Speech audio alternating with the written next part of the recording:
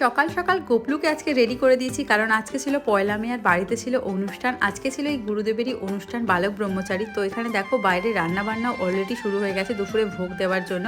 আর আমি ভূত সেজে ফটাফট বাইরে বেরিয়ে পড়েছি, কারণ আমার উপরে দায়িত্ব ছিল মিষ্টি আনার। আর এখানে দেখো সব কিছু গুছিয়ে দেওয়া হয়ে গেছে। আর এখানে বড় মামি আর জেঠি মিলে ভোগও গোছাচ্ছিল ঠাকুরকে দেওয়ার জন্য। আর তারপর দেখো আমরা সবাই মিলে একে একে চলে যাচ্ছিলাম ভোগ দেওয়ার জন্য।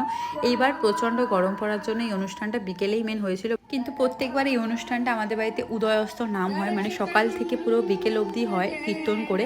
কিন্তু এবার এত গরমে আর সেটা সম্ভব হয়নি, তাই বিকেলবেলা মানে সন্ধ্যাবেলার দিকেই এই কীর্তনটা হয়েছিল।